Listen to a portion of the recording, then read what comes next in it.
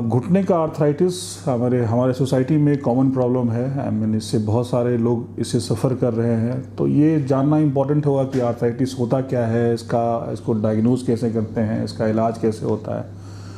तो सबसे कॉमनली जो आर्थराइटिस हम लोग देखते हैं वो नॉर्मली नी आर्थराइटिस होता है, यानी घुटने का गठिया जिसको हिंदी में कहते हैं।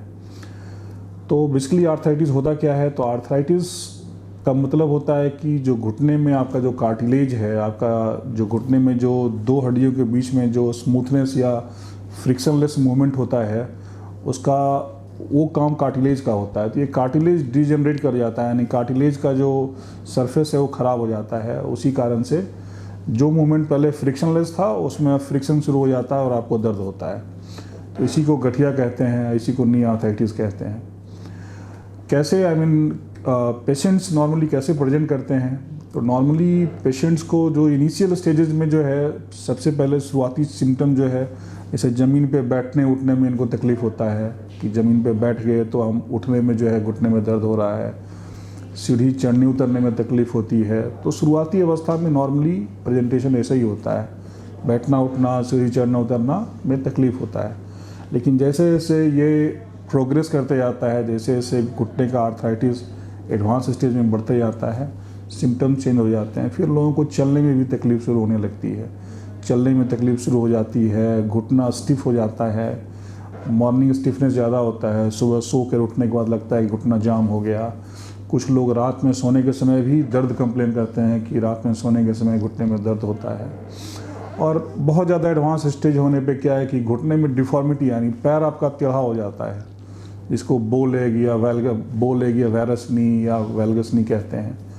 तो दर्द से शुरू होकर उठने बैठने और सीढ़ी चढ़ने उतरने से लेकर ये चलने में दर्द का होना ये बताता है कि आपका जो आर्थराइटिस है वो प्रोग्रेस कर रहा है और एडवांस स्टेज में चला गया है।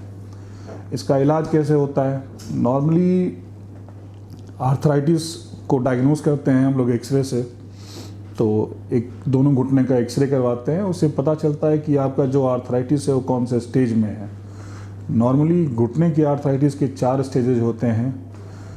तो यूजुअली 3rd स्टेज तक इसको दवा से, फिजियोथेरेपी से, लाइफस्टाइल मॉडिफिकेशंस जैसे कि वज़न कम करना और वैसे चीज़ों को अवॉइड करना जिससे घुटने पे स्ट्रेस ज़्यादा पड़ता हो, जैसे कि ज़मीन पे नीचे बैठना उठना अवॉइड करना है, सीढ़ी पे चढ़ना उतरना जहाँ तक हो सके कम करना है, टॉयलेट में कमोड का इस्तेमाल कीजिए, और सबसे इम्पॉर्टेंट वेट कंट्रोल रखिए या वेट कम कीजिए। कितना वेट कम करना है ये भी बहुत इम्पॉर्टेंट है। तो अगर आप अपने बॉडी वेट का 10% भी कम कर लेते हैं तो उससे आपके घुटने के दर्द में काफ़ी सिग्निफिकेंट रिलीफ या चेंजेस होते हैं। तो कम से कम 10% बॉडी वेट कम करना है। तो जैसा मैंने बताया कि 3rd स्टेज तक इन सब चीज़ों से इलाज संभव है।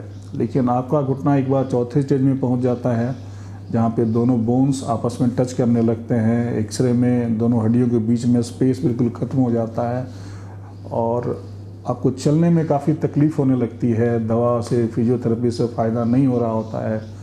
तो उस सिचुएशन में जो है सर्जरी रिकमेंड किया जाता है। जो सर्जरी रिकमेंड करते हैं उसको बोलते हैं knee replacement surgery. Knee replacement surgery में आपका घुटना प्रत्यारोपण कहते हैं इसको बेसिकली हिंदी में। तो बेसिकली हमारी सोसाइटी में एक मिसनोमर है, मिसकॉन्सेप्शन है कि लोग समझते हैं कि नी रिप्लेसमेंट का मतलब होता है कि घुटना को पूरा काट के हटा देना, बट ऐसा नहीं है। आई मीन नी रिप्लेसमेंट जो वर्ड है वो गलत यूज हुआ है। आइडियली इसको नी रिसर्फेसिंग कहना चाहिए। सिर्फ 8 से 10 मिलीमीटर बोन्स को हटाया जाता है और उसके ऊपर प्रोस्थेसिस लगाया जाता है, ठीक है। तो नॉर्मली जैसा मैंने बताया कि एडवांस स्टेजेस में ये ट्रीटमेंट ऑफ चॉइस है नी रिप्लेसमेंट सर्जरी। बहुत लोग कहते हैं कि इसका रिजल्ट कैसा है, रिजल्ट बहुत ही एक्सीलेंट है। सक्सेस रेट कह सकते हैं कि 95% है। 95% लोगों में नॉर्मली ये बहुत कोई खास प्रॉब्लम नहीं होता है। I mean they are doing very well. कुछ लोगों में कॉम्प्लिकेशन हो सकता है, but that is less than 1% cases जहाँ पे कॉम्प्लिकेशन होता है, ठीक है। नॉर्मली सर्जरी के बाद ऐसे कोई बेड रेस्ट नहीं होता है, पेशेंट अगले दिन से चल सकता है। इनिशियली 2 से 3 हफ्तों के लिए वॉकर का सपोर्ट लेना पड़ता है और उसके बाद वॉकर छोड़कर चल सकता है। घुटना आपका पूरा मुड़ता है, ऑपरेशन के बाद नी बेंडिंग कर सकते हैं, ठीक है, और आप चल सकते हैं without any pain in future. Normally दूसरा जो सवाल पूछा जाता है कि ये घुटना कितने लंबे समय तक चलता है, जो आर्टिफिशियल नहीं है। तो नॉर्मली जो लॉन्गेविटी है इम्प्लांट की, ये बहुत सारी चीज़ों पर डिपेंड करती है। सबसे इम्पॉर्टेंट फैक्टर होता है कि पेशेंट का एक्टिविटी लेवल क्या है, पेशेंट का उम्र कितना है। तो अगर पेशेंट बहुत ज़्यादा एक्टिव है तो उन लोगों में जो इम्प्लांट की लॉन्गेविटी होती है वो कम होती है।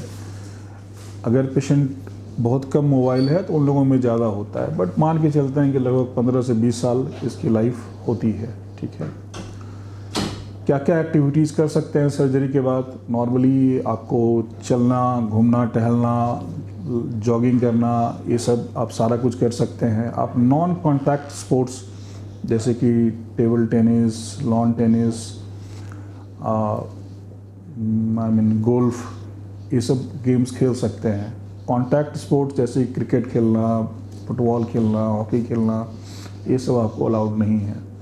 नॉर्मली ऑपरेशन के बाद हम लोग पेशेंट को बोलते हैं कि ज़मीन पे नीचे पालथी मारकर नहीं बैठना है। अगर आपको पालथी मारना है तो आप बेड के ऊपर बैठकर मार सकते हैं। ठीक है, यही सब रेस्ट्रिक्शंस होते हैं। Other than that it's a very successful surgery.